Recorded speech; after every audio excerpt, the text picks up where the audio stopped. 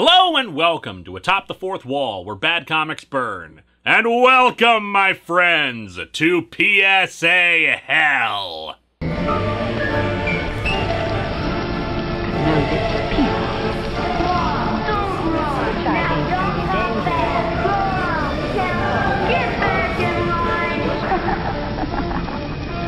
I mean, that's kind of to be expected with the Tandy Computer Whiz Kids, but with the title of this one, you can tell what the deal is. So bad news! This and the next one are the last Tandy Computer Whiz Kids comics. I mean, bad news for you guys. I know you like the things. Great news for me, since I'll be free of the damn things, but there you go. But here's the good news about this one and the last one. The Tandy Computer Whiz Kids comics had a few different writers on them. Paul Kupperberg, William Palmer, and two of the DC crossovers being written by Cary Bates. But these two were written by Mike Pawlowski. The reason why that's good news is because Mike Pawlowski co-wrote the A Deadly Choice Whiz Kids issue. And while that one was really bad and forced me to have a combine harvester freak out after not having one for so long, I've got to admit, it was different. It actually had a unique plot, stakes for the characters, and wasn't just the kids going to a damn fair or tangentially aiding Superman and then being awarded the key to the city or something. So let's dig into the Tandy Computer Whiz Kids safeguarding the environment and see if this one is any different.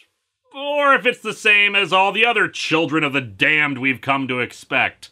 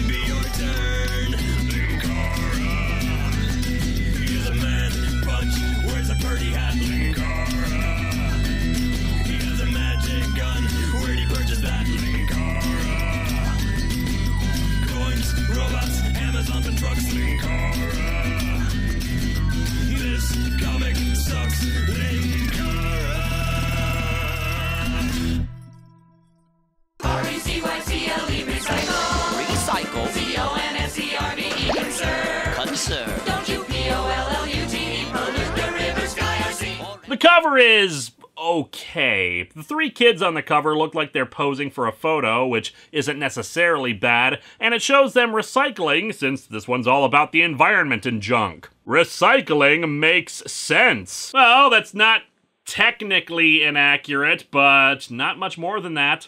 Behold the power of the Tandy 1000. It can make text appear on screen. And geez, I hope they're not implying that you'll be able to afford that camera if you recycle enough. Anyway, we open at a spot in the woods where a guy is dumping his garbage truck full of, well, garbage into it. Americans collectively generate 160 million tons of solid waste per year, and half of all present landfills will be filled to capacity by the year 2000. I mean, considering we have quite a few less landfills nowadays than we did back in the 80s because of changing laws and the creation of larger individual landfills versus lots of smaller ones, that's technically true, although not in the sense they meant.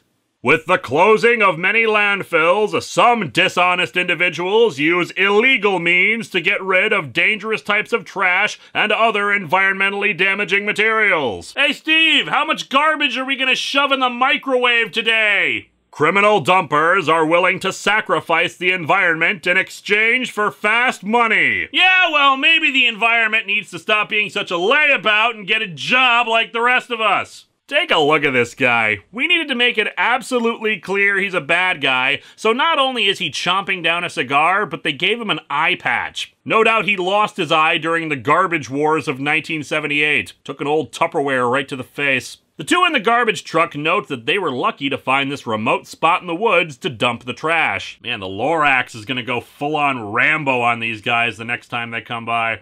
What to do with all the trash Americans generate is not an easy problem to solve. However, one of the best ways to cope with the garbage crisis is murder! No, wait. No, of course, it's to recycle. To safeguard our environment, we must all recycle as much as possible. What's that? You haven't finished drinking your soda? Too bad! We need to recycle as much as possible! Toss it in the bin! You, toddler! Why aren't you recycling right now? Get to it! So here's your proof that Pulowski actually wrote the comics differently. We cut to Alec and Shanna, and they're not sitting in class talking about summer vacation! Hallelujah! Hallelujah! We did it, guys! We finally broke the time loop! Now, if only this comic actually had interesting things in it! Anyway, Alec and Shanna are sorting through their garbage to separate out their recycling when another kid, Jack, skateboards up to them. You're sure going to a lot of trouble just for garbage. Hey, don't discount sorting garbage as a career path. I do it every week on this show. You're wrong, Jack. Recycling isn't much trouble at all. In fact, we kind of enjoy it. In case you hadn't noticed, Jack, we're really kind of lame. Recycling not only saves space in landfills, but it saves energy too. Hey, did you know that a lot of landfills actually get converted into methane power plants? No joke there, I just find that awesome. Also, we're not running out of space for landfills. This comic is definitely one of, if not the most PSA-y of all the Tandy Computer Whiz Kids comics. A lot of it is devoted to details about recycling and how bad pollution can be and yada yada. Did you know the energy saved by recycling just one glass bottle will light a 100-watt light bulb for 4 hours? Wow! I sure hope glass soda bottles don't fall out of favor or that we switch over to more energy-efficient compact fluorescent bulbs. Also, not sure how accurate that figure is, or how useful it is given the energy needed for the recycling process. Anyway, Jack is sold on this whole recycling thing and asks how he can get started. And they list off the various steps necessary for that. Removing caps, corks, and rings, rinsing out the bottles, separating them all by color, etc. Gee, I never realized recycling cans and bottles was so easy. Yeah, it's so easy, especially when you have to do it several times for just the single trash load and, then do it again for the next trash load and the next and the next and... Americans throw out 28 billion bottles a year. Bottles make up 8% of all solid waste in the United States. Okay, not that I disbelieve that, but I prefer they have at least some kind of citation for these figures. Just saying, I'd prefer to check the sources on these things to confirm or verify their authenticity. Just FYI, people, unrecycled comic books murder 3 billion people per day. He asks why aluminum cans get separated out, and they mention how you can make money with them. Collecting aluminum cans and selling them to a scrap dealer is very profitable. No, it isn't. Alex shows Jack on his Tandy 1000 computer, available at Radio Shack, how much money they've made so far that year recycling aluminum cans.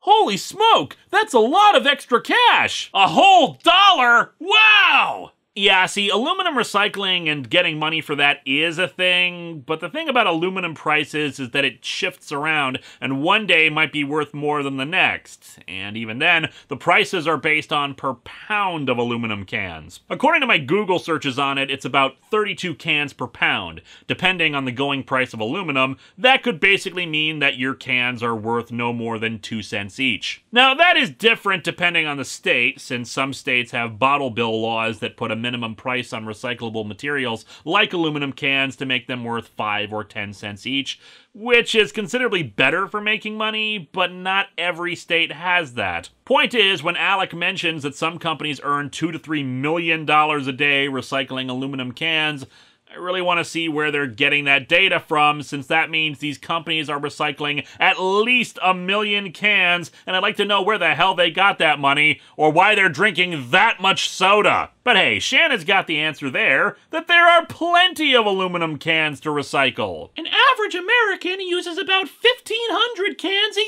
year. Which, holy crap, guys, I thought I was an outlier here, since I drink a lot of pop. I try to limit it to no more than 3 per day, if even that much. But if the average American uses about 1,500 cans per year, that's at least 4 per day. The fact that we don't all have osteoporosis is a friggin' miracle.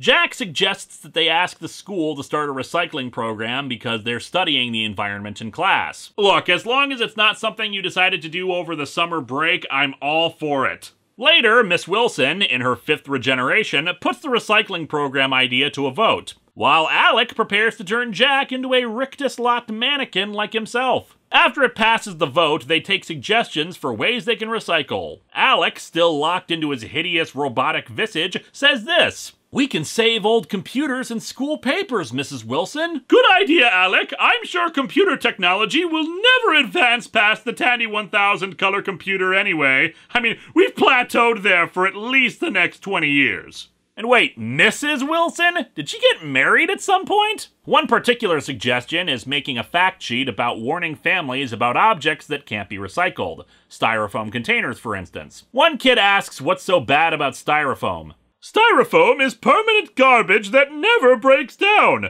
Since it's made from oil, it also uses up a precious resource." Oil is our most precious of resources, children. Hoard it like we were living in a Mad Max-style apocalypse. Yeah, her statement is not entirely accurate. Styrofoam, or what they're really referring to, expanded polystyrene, is actually recyclable sometimes.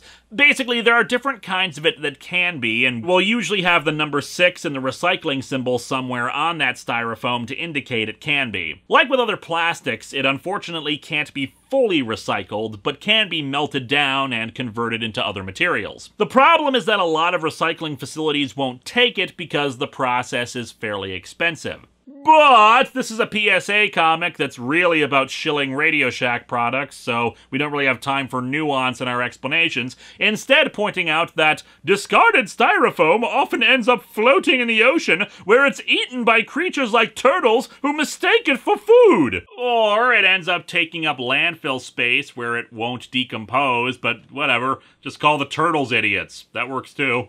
The styrofoam clogs the turtle's digestive system, and it later dies. Gee, that's awful. I'm never using styrofoam again. Me neither. I think we should all avoid styrofoam products whenever possible. Well, gee guys, this computer case I just bought, came in styrofoam to protect it. Burn him! Burn the heretic! This leads them to the idea of cleaning up a nearby waterway, specifically Tadpole Creek. Unfortunately, due to some poor map reading skills, the kids instead end up in the middle of Alligator Swamp. Tadpole Creek has apparently been a polluted hellhole for years. If we could show everyone what a mess Tadpole Creek is and how we cleaned it up, maybe people wouldn't pollute it again. Oh, you sweet, naive summer child. Never lose that optimism. They figure they can show off the before and after of the cleanup with the help of Alec's Tandy camcorder. Skateboarding home, Alec, Shanna, and Jack decide to get some food while they're planning. At first they want to stop at a burger joint, but noticing the place uses styrofoam packaging, they decide not to patron it. And that's fine, vote with your wallets, but I hope they go back and tell them why they won't be patrons anymore. A business can't solve a problem if you don't say why. However, that business may not be willing to change anyway, since their owner is talking to the garbage pirate about how he's had trouble with landfills because of his styrofoam packaging. And all I'm thinking of is, wait, how do the garbage men even know? Don't you put your waste in bags? Are they searching the bags before they take them away? Also, another reason why people may not be going into your business is because you let people smoke inside. Anyway, after he makes a deal with the unscrupulous garbage men, we cut to Tadpole Creek, where the class is assembled to begin cleaning the place up. They take some shots of how bad the place is. When people see this tape, maybe they'll think twice about littering in the future. If they were perfectly fine littering there in person when it looks this bad, what makes you think them seeing it on videotape will change their disposition? After getting the footage, they start cleaning up and share some more environmental stuff. How it's important to cut plastic rings, how half-open tin cans can cut animals trying to get into the food remains, and other minutiae along those lines. People don't realize almost all litter is dangerous. Man, why are we investing in guns for the military when really we should just be throwing trash at the enemy? They spend all day cleaning up, actually doing a pretty thorough job of it. Unfortunately, by the time they finish, the sun is setting and they can't get any good shots of it looking nice, so our heroes decide to return tomorrow for the cleanup photos. Unfortunately, it's pointed out that even overnight it could be messed up again since some people use the creek as an illegal dumping ground. What's worse, it's hard to prosecute suspected illegal dumpers unless you catch them in the act. The next morning, they get the shots, and then spot our favorite illegal dumpers pulling up in a pickup truck to toss away a bunch of tires. Because of those do-gooders, we couldn't get rid of this junk until now. I mean, it's not like you could make swings or other playground equipment out of this stuff.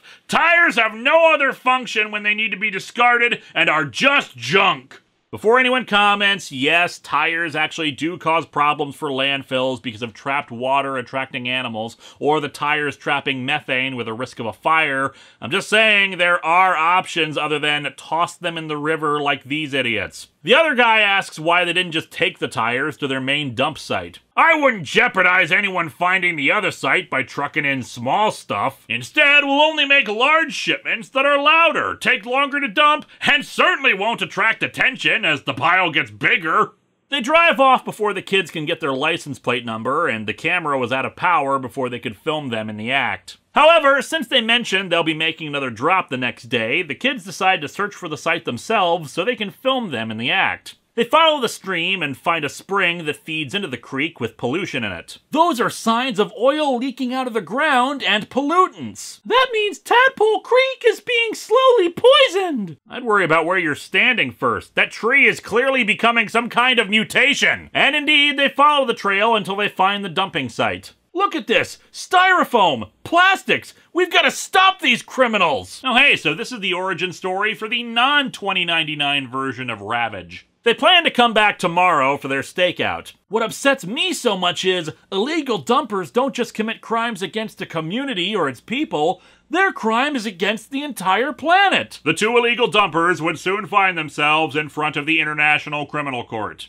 Here's a crime. There are 6 soda cans still in the plastic rings. What the hell? Is this a result of one of those college party things where you try to drink 6 beers at once and just pour it all over your face? The next morning, the kids arrive and find a good hiding space, camping out there with a picnic and fully charged camera batteries, as well as Alex sitting down with a good old Archie comic to keep himself entertained.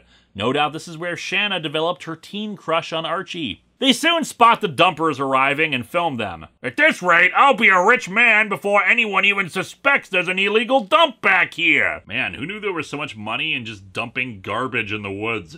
The kids get close-up shots of the two as well, including this one where the eye patch guy is... Wait, that hand gesture. It's the be seeing you thing from The Prisoner! Oh my god, kids! These guys are involved with the village! Capture them! We need to rescue Patrick McGowan! After the two leave, the kids decide to head home and show their parents the video so they can call the cops. This is continuing on that continuity point from A Deadly Choice where we discovered that the two are siblings. What's more, apparently someone at Archie knew I, or someone else in the future, would criticize the hair color thing of the family in A Deadly Choice, since this time their dad is as blonde as Alec is. Anyway, the cops soon make their way to the illegal dumpers and arrest them. One cop starts giving their rights, but the arresting officer interrupts that. You're the one who made a mistake by operating an illegal dump on public land. Oh no, they found the dump, boss! That's right. We have more than enough evidence to convict both of you and to close down this dumping operation forever. Well, not after you interrupted that officer reading them their rights. Now they're gonna get off on a technicality. And so our comic ends with our heroes enjoying the creek. Jack takes out a bit of gum and tosses the wrapper on the ground! Tadpole Creek will stay clean only if we stop pollution. At all levels! Yikes! I didn't realize what I was doing. Sorry about that. Don't worry, Jack. We'll make sure your death is painless. This comic, believe it or not, is actually okay. Yeah, it's not that bad. I mean, it's not good by any stretch of the imagination. It's dull and preachy, and the villain is ridiculous in his presentation. But honestly, compared to most of the other Tandy Computer Whiz Kids comics, this one is perfectly serviceable. The artwork isn't terrible, the kids are actually driving the plot, and the situation and how it's resolved are reasonable and sound. Its biggest sin is just that it's not in the slightest bit interesting. Say what you will about the DC crossovers, but while it was ludicrous that they were stopping supervillains with the power of very basic computers, it was insane enough to keep you engaged. The weirder thing was that this one and A Deadly Choice both focused more on the Tandy cameras being involved in the resolution, usually videotaping criminals in the act. as opposed to the computers really being the method of victory. But our heroes aren't unlikable, and it isn't a complete retread like half the Tandy Computer Whiz Kids comics are. Next time, we end out the month with something that has decidedly more powerhouse excitement than the Whiz Kids. Mr. T and the T-Force.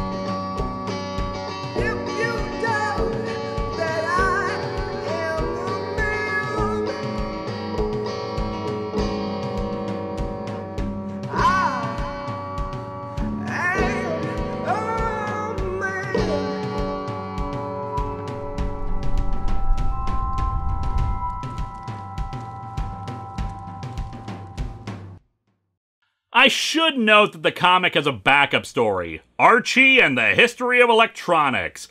But here's your breakfast, Archie. It's fruit and granola with milk. Great. That's what I call fast and nutritious breakfast food. That's what I call terrible dialogue. And I don't feel like suffering through it.